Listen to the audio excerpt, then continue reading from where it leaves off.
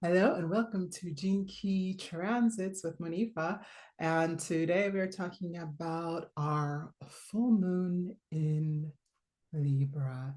So we have a wonderful full moon in Libra. It is the Gene Key 32, which is also Gate 32 in quantum human design, or just human design if you're looking at that as well. But in Gene Keys, it's the shadow of failure, the gift of preservation, and the city of veneration. And that is what um, is kind of making me a little loopy today, a lot.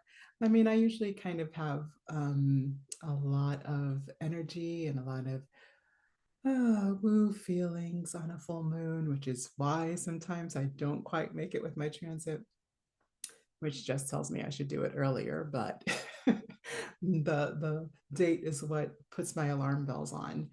And so that's what I have in my calendar. And when we're talking about the energy of that full moon or new moon, it is usually what is in the air and it's going to intensify that energy across the board. And this energy is in my gene key profile as my purpose sphere. So it is what keeps me grounded. So you would think, I would be more grounded today, but that is not actually what's happening. I feel like super expanded, super, I mean, I'm grounded because of the energy work I've done, but it's also just high and I'm not always comfortable with a lot of energy moving very quickly. I'm getting more comfortable with it as the reason why, this you're going to find out why in what we're talking about today. The shadow of failure and the fear of failure is something that comes up for me on a regular basis, several times a day. The fear of success, same thing, comes up for me regularly, several times a day. And so how I function in that, and when the energy is higher, sometimes it's harder, right? It's harder to deal with it. So like the energy just means there's more of everything. So yeah, so that's kind of how I explained it in my own experience. And we'll get into a little bit of what the quantum human design shows us through Karen Curry Parker's human design work.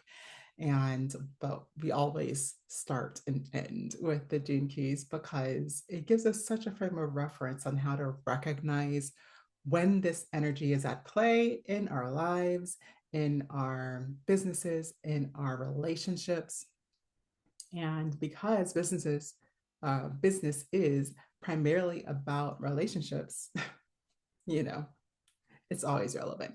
It's always relevant to our conversation here. So we always wrap it up with three ways you can apply this to your business and understanding business and what you want to do around your business. Okay. So we're going to start with our shadow. So the shadow is failure. And in the chapter is called Ancestral Reverence, which just rings all my bells. And then the shadow is called in this section the myth of failure.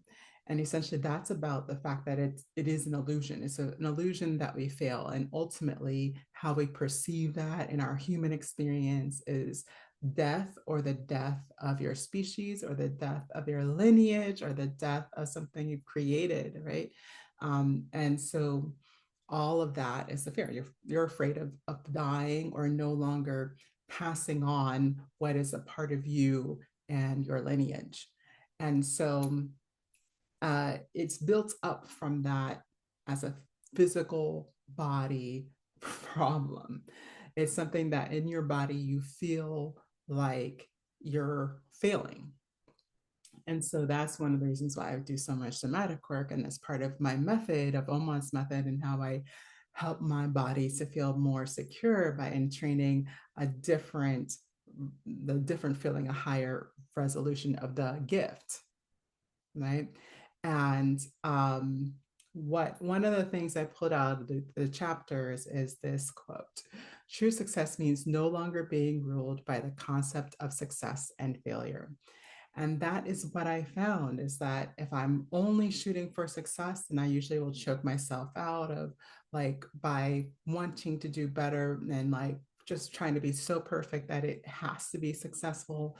And then I usually will lose steam at some point and just won't believe in it and that level anymore at some point, and then it just dies. Or the feel of failure will choke it out before I even get started. I'm just like, oh, like, is it even worth the energy, the effort, my time, all of that? Um, you can actually find my longer definition of 32 in our video library under Gene Keys. I do the full description and I do kind of a relation to what has come up for me around it in my life. And I also do a vocal channeling at the end so that you can hear through me how the essence of that key and line. I do also pick the line 32.5 in order to do the channeling. So that's what you can find also in my video library. So the nature here of the aspect of the energy, whether it's good or bad, is this idea of pruning or getting rid of things. And if you don't, if you know you need it, or if you know that it just needs to be pruned up a little bit, then you do that in the gift. And then, and then if you just recognize that it's dead and there's just, just throw it out, you just cut it off, right? Or that you can actually graft something else onto the limb of the branch of what's growing to make it even stronger, make it even more prolific, or I don't know, expansive, right? So yeah, so that's what's available. And when you do that, and when you understand how you're grafted on to other people's energies and other um, lives and wisdom and teaching. So I like to not think of just about our family groups of, my family and the generations past and the generations to come. I think also of who has been my teachers, who have been my teachers, and who, what kind of knowledge, what kind of passion, what kind of vision am I a part of the train of? What, whether it's wisdom teachings from the Kemetic traditions or tribal traditions, or my own experience as a first generation American, or who comes after me, and like the later traditions or the later wisdoms or the later teachings of voice and energy, right? They're all a part of my collective, right?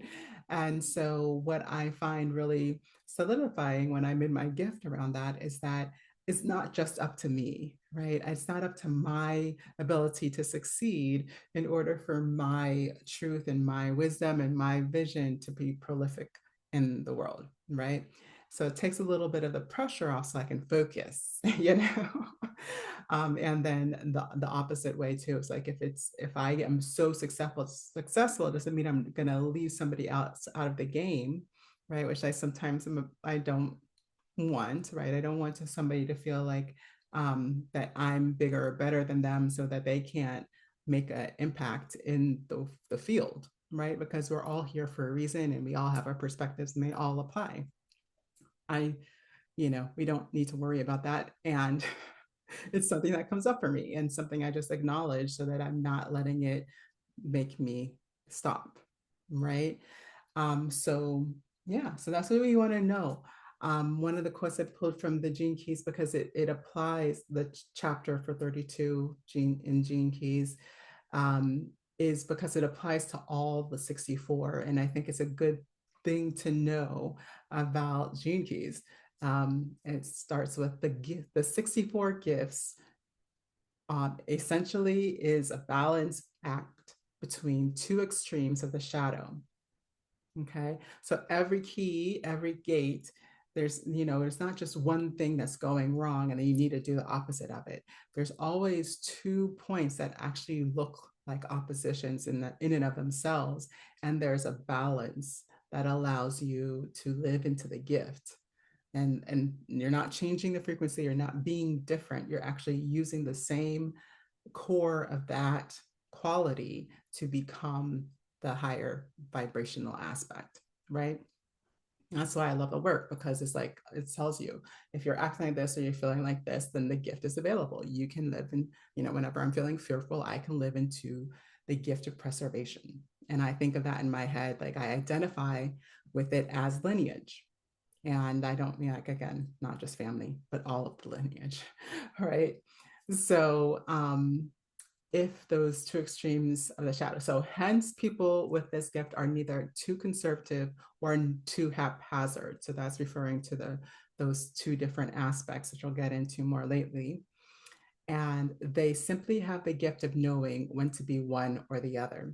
So again, the shadow isn't wrong, and even those aspects aren't wrong. It's about what is balance and how is it serving the expansive or the evolutionary or the creative aspect, right? So in the gift of preservation, it's this ability to be able to tune in to what to get rid of, and what to maybe just cut back on, what's maybe taking up too much energy for the plant or what you're creating, right? That's a graft in. We spoke about that. But it's also about being able to tune into the cycles and rhythms of nature.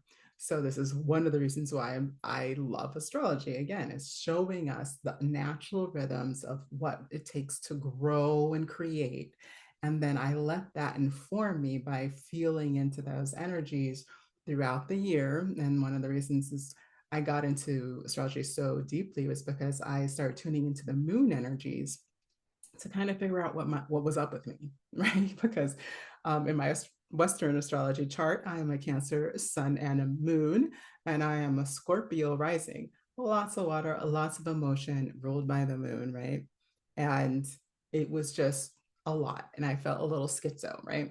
I'm like, why am I like this? And why is nobody else like this? And why do I have to deal with this? Right? So tuning into astrology and paying attention to the cycles of the moon not only helped me understand myself better, helped me understand other people better, and then it started to help me understand the possibility again of what we're creating and any creation, and how we're creating and how I can help other people create and how we can create together, which is another thing that's kind of up for the year.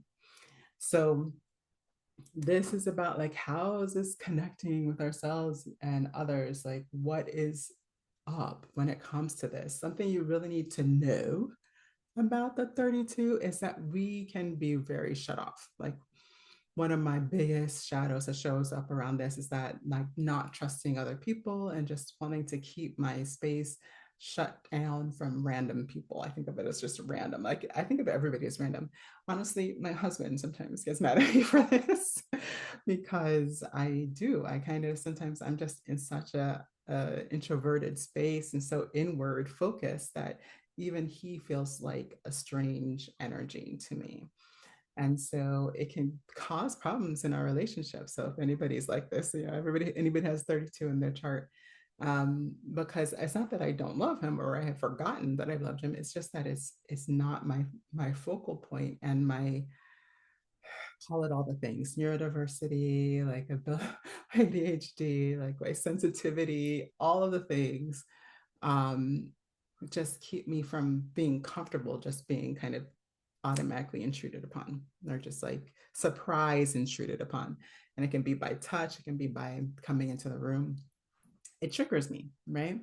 So just so that people that are like that know you're not alone. I actually had to work on that as one of my first kind of shadow journeys, was working on why I would get so angry when I was interrupted by him when we first got married. And so before I even knew about shadow, right? Like this was happening. I'm like, why do I get so angry? Like I do not like myself and I don't like the way I'm being to him when I get that angry. What is going on? So I had to do a deep dive on like what was coming up for me, where were the feelings coming from, right? And essentially it is this feeling that you're most safe when you don't have a lot of external people that you can't figure out that like how they pay and roll and whether you succeed or fail. So in the Quantum Human Design by Karen Curry Parker, she calls this gate 32 endurance. And I love the way she describes this too. So she talks about trusting in divine timing, and like that can be challenging for the 32 energy, and that it's about being ready for the next step in the manifestation. And that's something I teach in my vocal alchemy course. Like if you know what phase you're in, then you can know what next steps look like for you, once you have taken the time to sit down and find out what your phases are, right? But first you have to know that there are phases, right? Um, and so optimally, this energy in quantum human design, is speaking to the awareness that what it takes to make a dream into reality. And it's about being ready, it's about being patient, and it's about trusting that when you've done the work, that the thing will arrive, right? So unbalanced, when it's not working out, it's the fear that you're going to fail and that you will even give up before you even get started. So I talked a little bit about that, right? It's avoiding preparing at all because you're afraid that you're going to fail either way, or that you're afraid that you can't get it right, right? So it's also knowing like when's the right timing. I also have this thing where I could obsess and over prepare, right? Like it can get a little obsessive, and then I push too hard, I push too fast, and that's also mentioned in quantum human design. So this is again about that. Where is the balance? Where is where is the balance? Something that we all have to find for ourselves around the energies that we have more of. And in the gene keys, we're going to head back over there. I like to talk about the repressive and reactive energies as like kind of what happens to people. But in this case, it was just so accurate. I knew how accurate it was just because of my own experiences with this energy. And so I felt like I just gonna read it to you. So the repressive side, and as I read it, see if you or anybody you know has played this out in this way. Okay. So the repressive side is called fundamentalist, and they are starving themselves of breath and of support from others. The tendency of such people is to isolate themselves in tight little communities that do not interface with the wider world. So it can be clicking, or you only associate with family and those who are you choose as family. Um, it can also just be some severe isolation, which is kind of my tendency. It's like, I will just stay alone. Thanks for asking. um, and then, so I have to actively work to connect with people, to make sure I'm talking to somebody that's not just in my own little head. All right. And then reactive is disjointed. This is a state based on anger, the anger that there is nothing to support you but yourself. So the reactive side is like you push people away. It's almost like that rejection that we find in the line 4 and for the Chingy heads in core wound and vocation, right? Because I do have a line 4 in core wound and vocation. So it's just amplified. Yay, me. It's also line 4 in my attraction key. Yay, me. So I have it as a complex and compounded problem. So it becomes anger because you feel like you have no support, and then you end up pushing people even more away because you're like, oh, I have to do everything myself anyways. Why should I bother spending time on other people, right? Just to be real, that's how it comes out, right? And in the gift, what it is that it's leaning into timing, leaning into the truth of what connects me to other people and what I love about being with other people, leaning into what I have to offer other people and seeing if I can help them in any way that I can that's functional within my dynamic of being my own business owner, being somebody who needs a lot of alone time as an introvert, and all of the things. And when I'm in awareness around it and I'm in that higher vibration, it's it's very clear like how much time I'm going to spend on the phone, how much time I'm going to spend reaching out for people, to people, and connecting back and checking in with my friends. This is something I've had to learn. It was not something that came naturally to me. It came after a lot of lessons, right? So That's the magic of the gift, is that I can, and I've learned it with so much clarity that I can teach it to others. That's a blessing of having these individual aspects of our personalities, because we get to share them in ways that other people won't be experiencing, right? And so they can learn from our experiences. So the three ways that we have, I know it looks like six, but it's not, it's just mirrors. It's a universe, mirror universe, right? So I've chosen three departments in our little business idea. So I like to use these as descriptors of a business, but I also see this as any container, like anything that you're putting together to hold um, an idea, a vision, a course, life event, right? So this includes like concerts, this includes putting together a transformational event, this includes holding circles for people in ceremony as a women's circle. So yeah, it's very useful. All right, we're going to talk about the different aspects, because all of them, like, the reason why business is such an evolved metric of our society and evolving society. So those that are not leaning on traditional aspects of their communities, they're more leaning into, you know, economy and that kind of thing, right? So pretty much all the Western stuff. And of course, now the Eastern is also very much so focused on business, because it is the dynamic of how energy moves in and out of a container. And so when we understand that, we can stop hating business and we can decide, like, how can we be in a more creative and therefore prosperous. And there, when I say prosperous, I'm using the Gene Keys idea of prosperity, which is essentially that if you're prospering, then everybody else is prospering. So for, if you look in the environment, then if you have like lots of trees, you're going to also have lots of animals, and you're going to have lots of smaller vegetation, and you're going to have lots of moss or something like that. And like plenty creates plenty, right? That's why most of our oxygen comes from the Amazon forest, right? Because it's huge and it's creating lots of stuff, right? So so it's the same thing. Any container needs this. And so including events, if we're leaving some of this stuff out, there's probably a reason why your events aren't as prosperous as you want them to be, right? So we're going to look at three aspects. I have 1, 2, 3, 4, 5, 6, 7. I have 7 in total, but we only look at 3 per moon. All right, so marketing is our first one.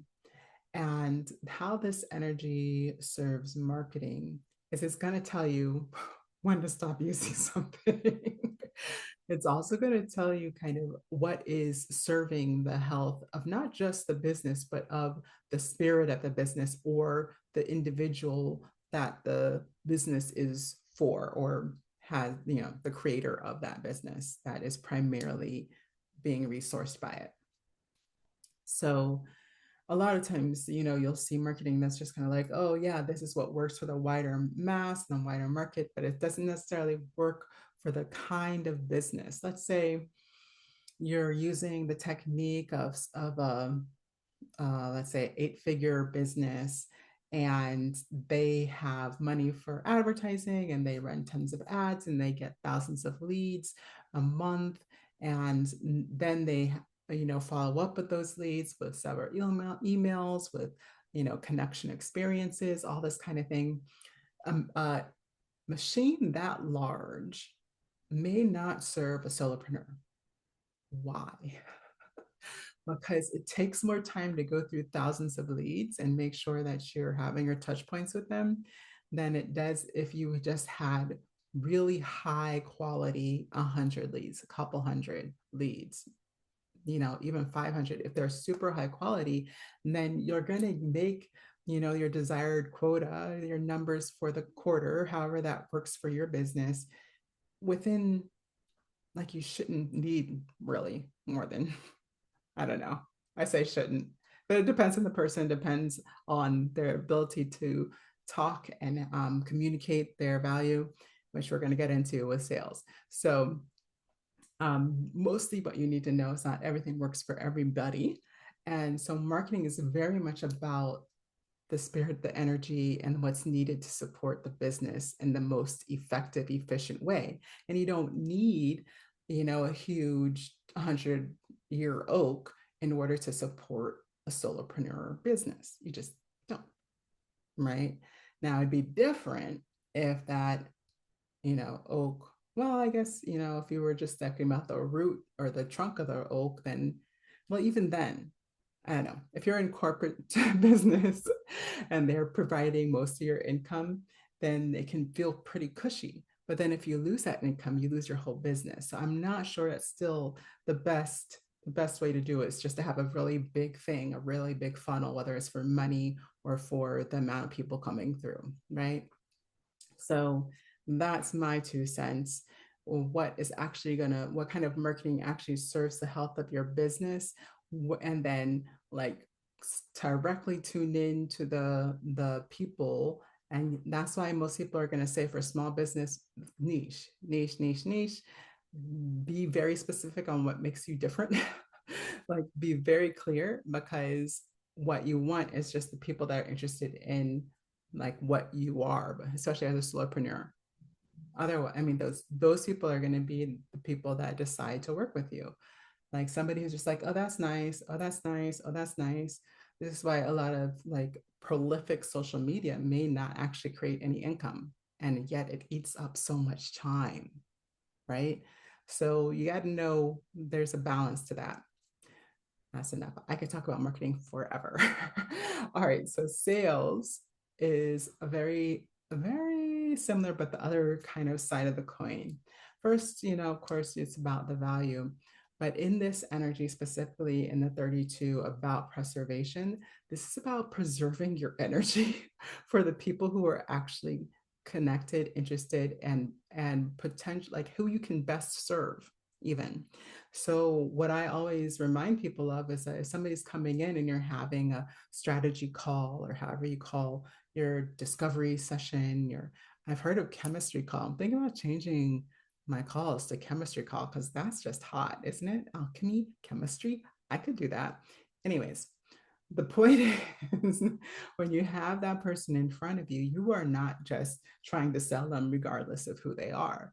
It really should be a joint kind of exploration, them understanding you, and if you have what they need, and you understanding them, and if you feel like you can best serve them. And that's not out of self-doubt, that is knowing how you serve and what will help them about how you serve.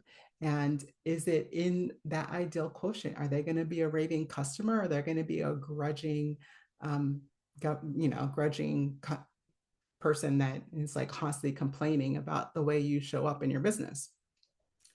I'm sorry, like again, as a small business, as a solopreneur, you don't have time to, for people who can't fully appreciate what you're offering. You just don't, right?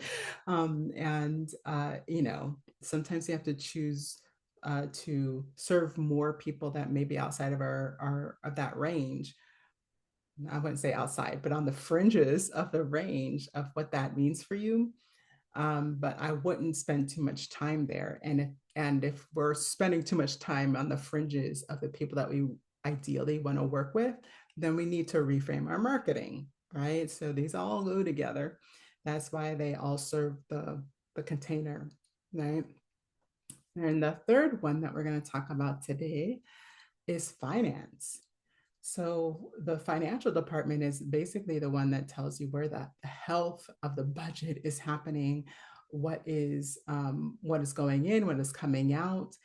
Are cutting spending is, I think, something that people will very very uh, good at if they have this energy. I'm sorry, I want to go back to the sales for a second, because ultimately that decision when you have that person in front of you in that sales conversation is this a conversation that needs to keep happening? Maybe even not necessarily face to face, but I can send them some of my new materials, or when I have a new post and it's helping them, even though they haven't decided to work with me yet? Is this something I can continue spending time on, continue nurturing, maybe prune the areas that I'm talking about with them? So I'm focusing in on how I would best serve them. Or is it somebody that you just need to not like cut off the conversation and move the hell on? While I am not the best at cutting off a conversation, I know when a customer is not for me. I know when a client is not mine. And I'll actually tell them like there's other things that they can do, right? I might not say, you don't need me, but also, and it's usually not because they don't need me. It's usually because they're not ready for me, right? I'm just not there yet. And so I'll often say, like, well, you want to be clear on why you're doing this, why you want to do this, what is important about it to you. Because once you come in, like, it's going to be intense work, right? I have to let them know that. And if you're not ready for that, then maybe it's not the right next decision for you, right? And what that does is that they tell you that you need two things. You need the chemistry, right? You need to feel like, oh, we could work together. But you also need the ability to let them know that, you're of high value.